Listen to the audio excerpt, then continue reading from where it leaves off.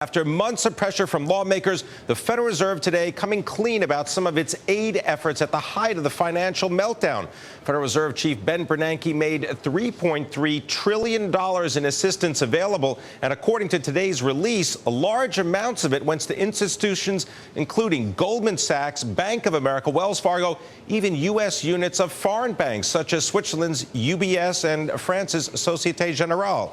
In the case of Goldman Sachs, the bank went on to post record profits last year after receiving government aid. Now, my next guest has been an outspoken critic of the Federal Reserve's actions and before, during, and after the crisis. I want to welcome Texas Congressman Ron Paul. Congressman Paul, welcome to Bloomberg.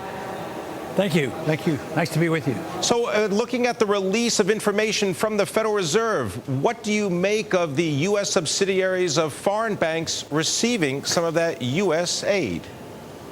What are the people who lost their homes and their mortgages that didn't get bailed out? How do you think they're going to feel?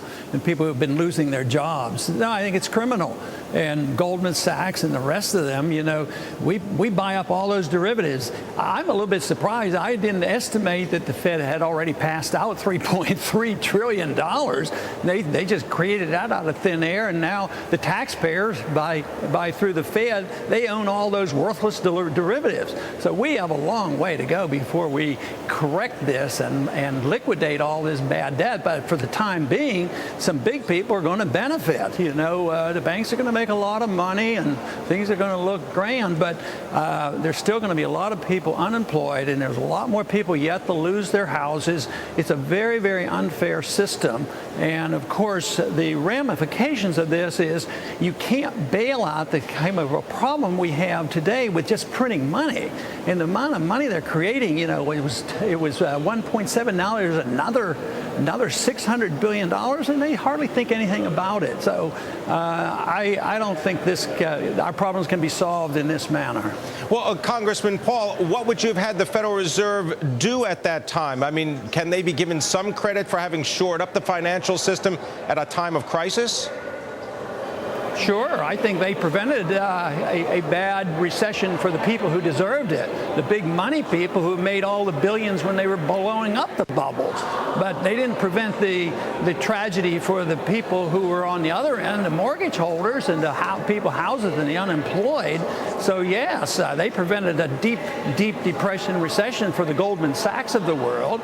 But no, they should have allowed the correction to occur. I mean, there were worthwhile pieces of General Motors, but for us to go into debt is the thing that's staring this Congress in the face. They don't know what to do about the debt. The national debt last year went up $1.6 trillion, and they don't know what to do about it. They don't even know how to raise the debt limit next year. They're going to have trouble doing that.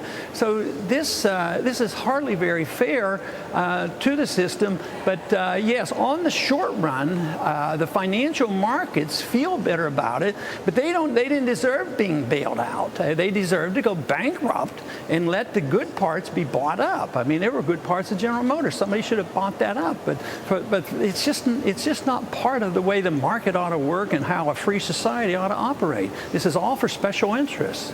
Congressman Paul, you've heard some of the recommendations from the Deficit Reduction Commission. Do you support any of their proposals? Well, very generally, I'm not very optimistic about it. Congressman Frank and I sent a letter to the commission and asked them to consider cutting back a little bit on military, and they said yes, they would consider a couple $100 billion on that, but we're spending trillions, so I like that part.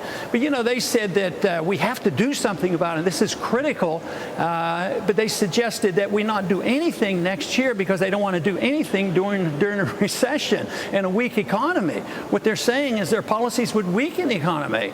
I claim that a free market approach would inspire the economy, get taxes down, get regulations down, and the many things that we should be doing. But I don't think proposing cuts of $200 billion in 2014 is going to do very much because it's not a budgetary problem per se. It's a philosophy of government problem. As long as we think we're going to be the policemen of the world and spend endlessly running around the world, being involved in every event conceivable, and running a welfare state and sustaining a Social Security and a welfare system and Medicare system that's, you know, bankrupt, You can't change it by tinkering around the edges and saying, well, in 2 years or so, we're going to start cutting $100 billion here and $100 billion here, when we're talking about trillions of dollars of debt. Here we just have this example of the Fed off budget, no permission of the Congress, are able to inject $3.3 trillion. I mean, it's totally out of control. This was never meant to be this way. We've got more with Congressman Ron Paul. More on the Federal Reserve. That's next on Taking Stock. We're speaking about the latest Federal Reserve revelations of who they aided during the financial crisis. Our guest is Texas Congressman and former Republican presidential candidate Ron Paul. Congressman Paul, a new Congress will be sworn in January. Majority of Republicans in the House. Are you going to be the new chairman of the House Financial Services Committee? Well, I'm certainly in line for it. I've waited almost like 25 years, so I think my seniority qualifies for me, and I've been the ranking member, and I'm making the assumption that I will be the chairman of that committee, yes. And will you get the support of your Republican colleagues? Because in the past, many Republicans were opposed to your taking over the chairmanship of the committee. Yes, that is true, but there have been changes, and there's a change in the economy as well, and a perception outside of Washington. And I'm getting more support. I mean, the example that I best can cite is the fact that all Republicans supported audit the Fed bill, in the last Congress. So that's pretty good. And there's a lot more criticism of the Fed. It's not just me by myself doing it. Even some bankers do it, and even worldwide central bankers do it. So, the sentiment is much different, and other people who are, I consider, more mainstream politicians are starting to criticize the Fed as well. So I think the climate has changed, and I think that will give me the opportunity to serve as a chairman. You previously called for an audit of U.S. gold stockpiles in Fort Knox. What do you want to know? I want to know if the gold is there. Over the last 10 years or so, central banks have been systematically selling their gold. They've been loaning the gold, and there have been swap arrangements made.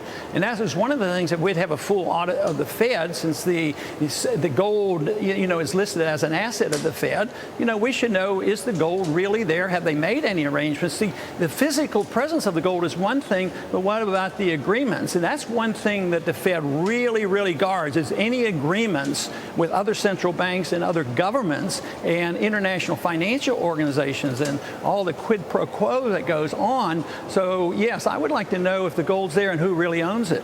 Congressman, are you still advocating the disassembly of the Federal Reserve System? Yes, and I don't think the Federal Reserve System has served us well, and I don't believe it was ever mandated or authorized or permitted by the Constitution. And they give us our business cycle. They give us our booms and our busts, our inflations and deflations, and all the problems that we have. So you can't understand unemployment unless you understand the Federal Reserve and how they bring that about. But my advocacy of that is not to end it in one day. I think the dollar may end in one day when there's a panic out of the dollar. That's what is the real crisis that is pending if we don't get our house in order. But I would allow competition with the Fed. I want to legalize competition, get rid of the legal tender laws. Internationally, you don't have to work with one currency. They trade currencies second to second, minute to minute.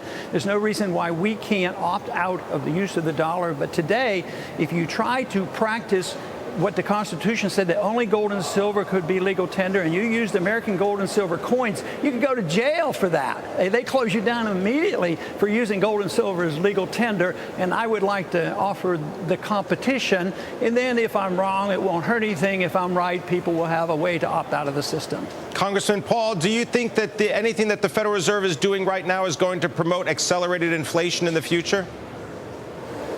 Well, my definition of inflation comes a little bit differently than the Keynesians. Keynesians measure their inflation by the CPI. True inflation is the increase in the supply of money. And believe me, they've been doing massive that, like double and triple the money supply, another $600 billion. So the inflation is there, which distorts the economy because it encourages debt and it gives you artificial interest rates. And then the consequence will be malinvestment, excessive debt, bad economy. But then also it most likely will give rising prices, which everybody survey sees as inflation.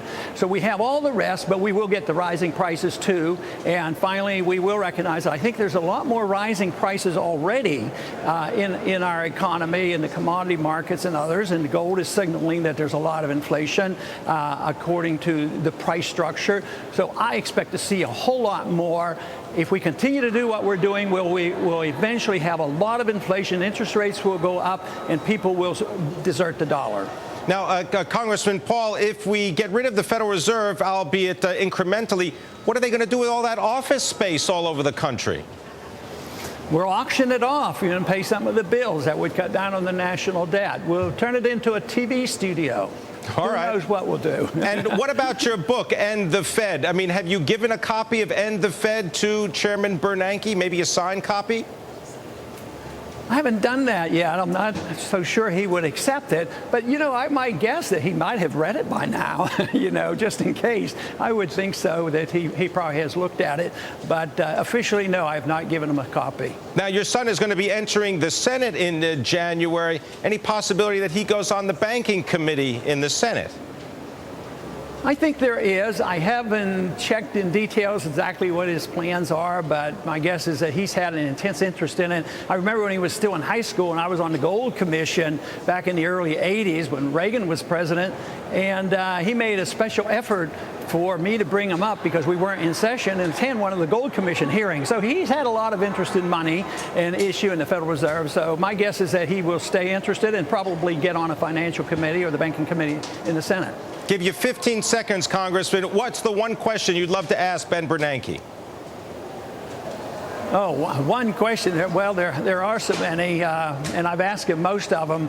But where does he get the authority to even belong to an organization like the central bank, since it is not in the Constitution? All right. I want to thank you very much, Congressman Ron Paul, Republican from Texas. Thank you for joining us.